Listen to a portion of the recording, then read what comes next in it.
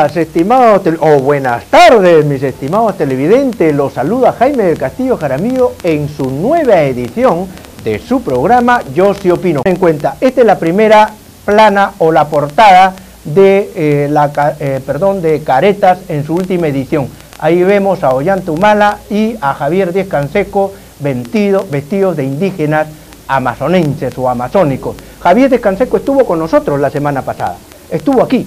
Y solamente decirles lo siguiente, estimados televidentes. Nuestros hermanos de la comunidad nativa tuvieron todo el derecho para reclamar, por cuanto el presidente de la República, en un acto definitivamente nos parece por mal asesoramiento, no reparó en que hay un convenio, el 169 de la Organización Internacional de Trabajo, que dispone en su artículo 5 y el 117 que no se pueden hacer modificaciones sobre la propiedad de las comunidades nativas sin previamente hacerles una consulta. De otro lado, la ley que se refiere a las comunidades nativas es una ley orgánica expedida durante el gobierno de Fujimori. Por lo tanto, con un simple decreto legislativo no se podía modificar a una ley orgánica, de tal manera que ya había ahí una colisión.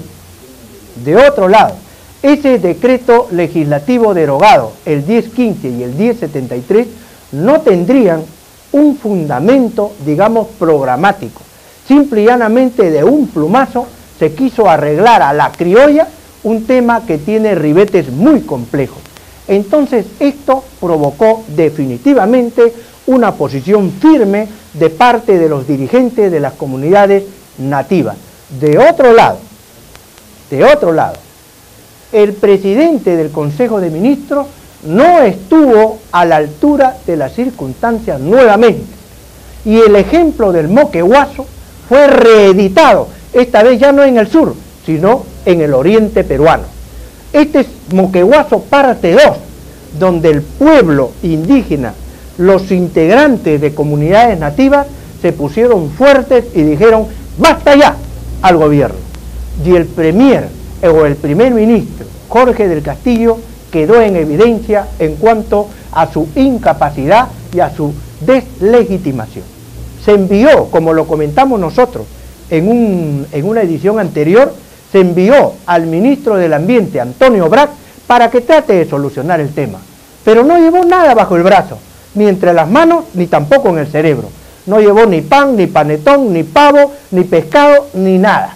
Simple y llanamente se presentó y dijo, yo soy el ministro y yo voy a solucionar. Simplemente los indígenas agarraron y le tiraron su carpeta al suelo, porque en verdad, de verdad, ¿qué podía solucionar el ministro del Ambiente?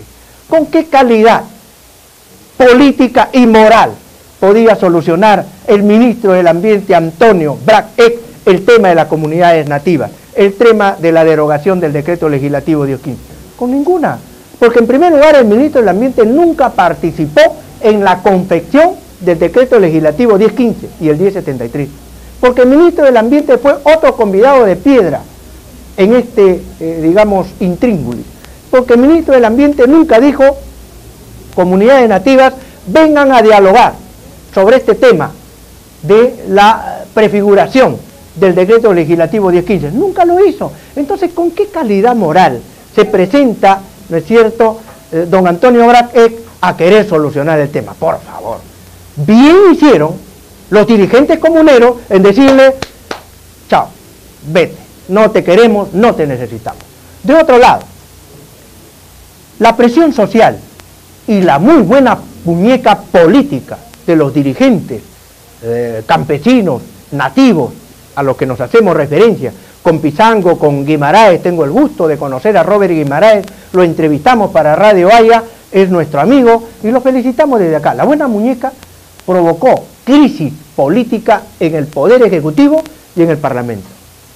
Ustedes saben que el Poder Ejecutivo envió a Jorge del Castillo con una pizarra a mostrar supuestamente las líneas de conflicto en el tema del decreto legislativo 1015, pero no convenció a nadie, definitivamente, ni mostró ni dio ninguna solución al tema.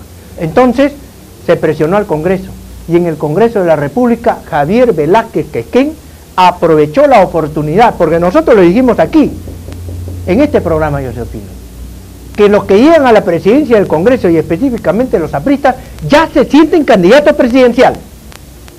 Esto le pasa a Mercedes Cabanillas, que todavía considera que tiene aspiraciones presidenciales no muertas. Igual le pasó a Luis González Posada cuando llegó a ser presidente del Congreso de la República, considerándose ya futuro primer ministro y todavía se lo considera y cree que puede ser candidato presidencial. Pues esa enfermedad de la presidencialitis también la acaba de asumir o se le ha inoculado directamente a la vena a Javier Velázquez Quezquén. ¿Qué hizo Javier Velázquez Quezquén? Una escena de película. ¿Recuerdan ustedes? Vino con el auto a toda velocidad, ingresó al Congreso, casi atropella a los periodistas, bajó con una chamarra, con una camisa deportiva, todo un presidente de la República, subió las escaleras a velocidad, casi se tropieza y se va de bruces, se trajo abajo 2 cámaras, creo, de periodistas, atropelló con la finalidad de dar la imagen de que atendía inmediatamente a los dirigentes de la comunidad nativa que se iban ya del Parlamento diciendo, como le escuchamos todos a Pizango, esto es una burla del Congreso. Y luego el buen Javier Velázquez Quezquén, como dicen los chicos en el barrio, ¿no es cierto?, se soltó las trenzas y dijo, yo soluciono este tema. Y se fue Velázquez Quezquén en contra de los intereses del mismo Poder Ejecutivo y en contra de los intereses de su padrino, Jorge del Castillo Gálvez. Porque, ¿qué se logró? Astutamente, Javier Velázquez Quezquén no conduce la sesión donde se deroga el decreto legislativo 1015 y el 1073. ¿Quién condujo? Álvaro Gutiérrez. Hábil, mi paisano, el lambayecano Javier Velázquez Quezquén. Abandona la dirección de la presidencia del Congreso y lo deja a el cuestionadísimo Álvaro Gutiérrez. Y Álvaro Gutiérrez demostró que no conoce pues el ABC mínimo de un político. No sabía ni siquiera manejar los tiempos de los oradores en el tema de la derogatoria del decreto legislativo 1015. Y bueno, ¿qué pasó? Que simple y llanamente, al parecer hubo una negociación, creemos, liderada por Javier Velázquez Quezquén, a espaldas de Alan García y a espaldas de Jorge del Castillo, para él levantar sus bonos y levantar también en algo, aunque sea con gata, ¿no es cierto?, en las encuestas al Congreso que él dirige, y se derogó el decreto legislativo. Esto es una herida abierta en la maquinaria de Jorge del Castillo y por lo tanto es una bofetada contra Alan